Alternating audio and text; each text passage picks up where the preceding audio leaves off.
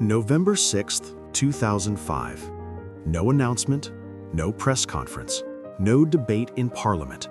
Just a directive, handed down at 6:37 in the morning, ordering 11 government ministries and tens of thousands of civil servants to pack their desks, load trucks, and move.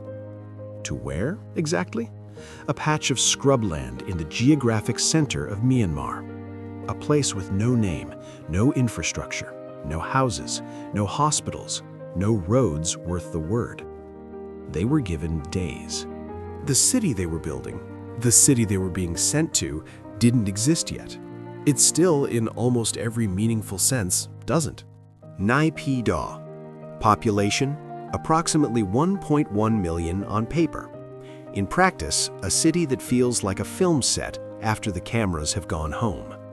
20-lane highways with no traffic, a 100-bed hospital that reportedly had no patients for its first 2 years, a zoo, a water park, a golf course, an international airport with 2 flights a week, and a price tag, conservatively estimated, of $50 billion.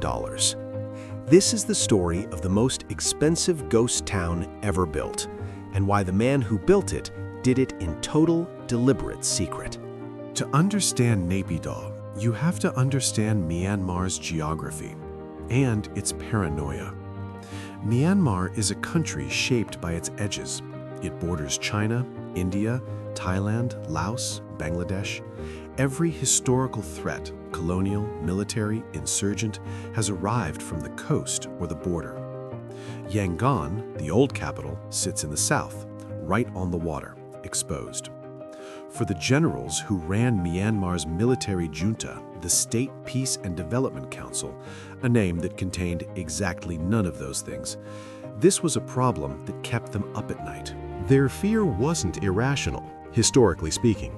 The British had taken Yangon twice from the sea, in 1824 and again in 1852. During World War II, the Japanese marched up from the south. Every invasion in Burmese recorded history had followed roughly the same geographic logic: arrive by water, take the coast, control the south, own the country. The generals had one more fear, newer and more specific: America. It was 2003. The US had just taken Baghdad in 3 weeks. They had done it, partly, by targeting the capital, the symbolic and administrative center, and watching the government collapse around it. Senior General Thawn Shwe, the man who ran Myanmar with an iron grip and an obsession for astrology, reportedly watched the fall of Baghdad on state television. He drew conclusions. What if you moved the capital? What if the administrative center of your country was not on the coast, not near a port, not accessible by a foreign navy? What if it was buried in the geographic heart of a country covered in jungle and mountains, 320 kilometers from the nearest major city, at the end of roads that didn't exist yet? What if you made your government unreachable? It sounds, put plainly, like the plan of a man who is very afraid. Because it was. Thawn Shwe had one more layer to his reasoning, and this one was older than politics. He had consulted astrologers. Multiple accounts from former regime insiders confirm this. The move was timed not to a strategic military calendar, but to astrological readings. The date, 6th of November 2005, was chosen because the numbers were auspicious.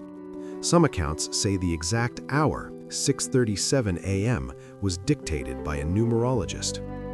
11 ministries moved because 11 is a lucky number in Burmese numerology. Let that sit for a moment. A $50 billion infrastructure project affecting a country of 54 million people, one of the poorest in Southeast Asia, initiated on the advice of an astrologer. Before a single environmental study, before a single public consultation, before a single vote. There was no vote. There was never going to be a vote. Here is the fundamental problem with building a city by decree. You can build the roads, you can build the parliament, You can build the ministries, the hotels, the stadiums, the museums, the golf courses, and the water park shaped like a pagoda. You can pour concrete for a decade straight. What you cannot do, and this is the part that every authoritarian urban planner eventually learns, is order people to want to live there. Cities are not buildings. Cities are networks. They are the product of thousands of independent decisions made over decades. A merchant who sets up a shop because foot traffic is good. A family that moves near a school. A restaurant that opens near the office workers. Cities grow because they are useful, because proximity generates value. Remove the organic growth and you don't have a city. You have a very expensive diagram of one. Naypyidaw's 20-lane highways, and yes, 20 lanes is correct, wider than anything in London or New York, were built for a capital city of 5 million people. The actual population, even using generous estimates, hovers around 1 million. The majority of those are civil servants who were effectively ordered to be there. Many of them commute back to Yangon on weekends. They haven't moved their families. Their children go to school in Yangon. Their social lives are in Yangon. They are stationed in Naypyidaw the way a soldier is stationed at a remote base, tolerating it, counting down. Walk the main boulevard at 2 p.m. on a Tuesday. You will hear your own footsteps. The hotels in the hotel zone, built to accommodate the international diplomats and business people who were supposed to flood into the new capital, operate at occupancy rates so low that some reports place them between 5% and 15%. One journalist described walking through a hotel dining room that had been set for 200 guests. She was the only person there. The staff outnumbered the guests by roughly 8 to 1. The airport, the Naypyidaw International Airport with its gleaming terminal and its 8 gates and its wide modern runways, handles fewer passengers per year than a mid-sized regional airport in rural England. In some years, the flight board has been so sparse it looked like a departure board during a strike. This is not a city that failed to grow. This is a city that was never designed to be a city. It was designed to be a fortress, a bunker, a seat of power located specifically where ordinary people, journalists, protesters, foreign diplomats without military escort, could not easily reach it. The distances inside Naypyidaw are, by design, alienating. The Parliament District is kilometers from the hotel zone. The hotel zone is kilometers from the shopping centers. The shopping centers are kilometers from the residential areas. There is almost no public transportation. If you don't have a car in Naypyidaw, you are, practically speaking, stranded. The entire city has been built at the scale of a car journey, which suits the generals and ministers moving in convoys just fine. It suits nobody else. Myanmar's GDP per capita when construction on Naypyidaw began was roughly $200 per person per year. It remains, even today, among the lowest in Asia. In 2005, the majority of Myanmar's population lacked reliable electricity. Hospitals outside major cities were critically under-resourced. Schools in rural areas had no books. Roads in the Delta region, the breadbasket of the country, home to millions, washed out every monsoon season and were left unrepaired for years. The regime spent, by various estimates, between $30 billion and $58 billion building Naypyidaw. The exact figure is unknown because Myanmar's military government did not publish accounts. State finances were treated as a personal ledger. $50 billion in a country where the average worker earned less than $1 a day. The labor that built Naypyidaw came largely from conscripted workers and poorly paid construction migrants. Human rights organizations documented forced labor at some construction sites, people pulled from their villages, people who had no say in building a city they would never live in, for rulers they had never elected, funded by money that was never accounted for. The construction moved at extraordinary speed. Major government buildings were completed in under 2 years. This is not because the engineering was efficient. It is because when you have effectively unlimited labor and no accountability, timelines compress, quality suffers, transparency disappears. For the civil servants, the move was not optional. Government employees were told to relocate. Many went alone, leaving families behind.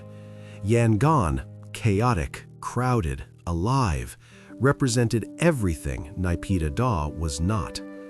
One former government worker described arriving in the new capital and feeling, in her words, like she had been sent to a punishment posting. Wide roads, air conditioning, nobody around. The irony is clinical. The city was built to project power, but power requires witnesses. A show of force is meaningless in an empty room. 2021 changed everything. And nothing. In February of that year, the Myanmar military launched a coup, overthrowing the democratically elected government of Aung San Suu Kyi. Protests erupted across the country. In Yangon, hundreds of thousands took to the streets. There were strikes, civil disobedience campaigns, and eventually armed resistance. In Naypyidaw, the generals convened. They issued orders. They were safe, physically distant, insulated from the human tide of anger washing through the rest of the country. Tan Shui's strategic logic had, in a cold and terrible way, worked. The city built for isolation had delivered exactly that. It had delivered a government so physically removed from its people that it could crush them from a distance without hearing them scream. That is what the highway is for, not traffic, control. That is what the empty parliament chamber is for, not debate, theater. That is what the 20 lanes are for, not cars, the appearance of a future that was never going to arrive. There's a category of thing that humans build when they have power and fear in equal measure. Pharaohs built tombs. Medieval kings built walls so thick they couldn't see out. Cold War leaders built bunkers so deep the mushroom cloud would be inaudible. Naypyidaw belongs to this category. It is not a failed city. Failure implies the goal was a functioning metropolis. The goal was never that. The goal was permanence, control, a physical monument to the idea that the men in charge were so firmly in charge that they could simply will a capital city into existence and reality would comply. Reality, as it tends to do, had other ideas. The streets are still empty. The hotels are still half-staffed. The airport still echoes. Families still weekend commute to the old city they were told to forget. The water park occasionally runs for school trips. The zoo has animals. The roads have nobody. And somewhere in a heavily fortified compound in the center of this monument to control, men with guns continue to make decisions about 54 million people who have almost no ability to reach them, to challenge them, or to hold them to account. Every city tells you something about the people who built it. New York tells you about money and ambition. Paris tells you about beauty and empire.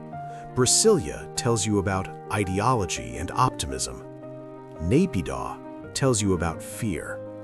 And a 20-lane highway going nowhere is a very honest thing to leave behind.